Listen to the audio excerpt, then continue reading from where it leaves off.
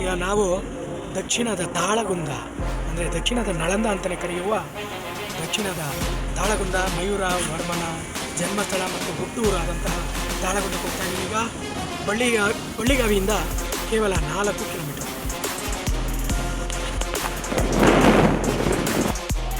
ನಿಮ್ಮೆಲ್ಲರ ನೆಚ್ಚಿನ ತಾಣ, ಕನ್ನಡಿಗರ ಹೆಮ್ಮೆಯ ತಾಣ ಈ ಒಂದು ತಾಳಗುಂದಕ್ಕೆ ನಾವೀಗ ಹೋಗ್ತಾ ಇದ್ದೀವಿ. ಹೆಮ್ಮೆಯ ಕನ್ನಡದ ಭೂಮಿ ಇದು. ಯಾಕೆಂದರೆ ಮಯೂರ ವರ್ಮ ಹುಟ್ಟಿದ ಊರಿಗೆ ಇವತ್ತು ನಾವು ಪಾದ ಸ್ಪರ್ಶವನ್ನು ಮಾಡ್ತಾ ಇದ್ದೀವಿ. ಮಯೂರ ವರ್ಮ ಇಲ್ಲಿ ತನ್ನ ತಾತನ ಜೊತೆ ಹುಟ್ಟಿ ಬೆಳೆದು ಆಡಿ ಪ್ರಾಥಮಿಕ ವಿದ್ಯಾಭ್ಯಾಸವನ್ನು ಮುಗಿಸಿ ಡಿಗ್ರಿಗೆ ಅಂದರೆ ಕಂಚಿಗೆ ಹೋಗ್ತಾನೆ. ಕಂಚಿಲಿ ಏನಾಯಿತು ಅಂತ ಇತಿಹಾಸ ನಿಮಗೆ ಹೇಳುತ್ತೆ ಮುಂದೆ.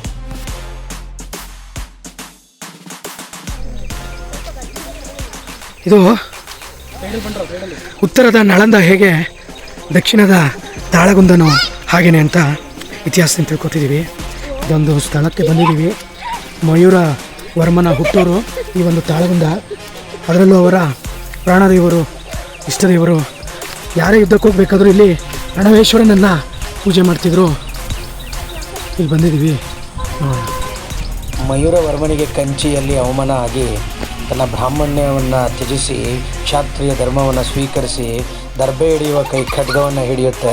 ಮುಂದೆ ಏನಾಗುತ್ತೆ ಅನ್ನೋದನ್ನು ಕರ್ನಾಟಕ ಇತಿಹಾಸದಲ್ಲೇ ತಿಳಿದು ಬಂದಿದೆ.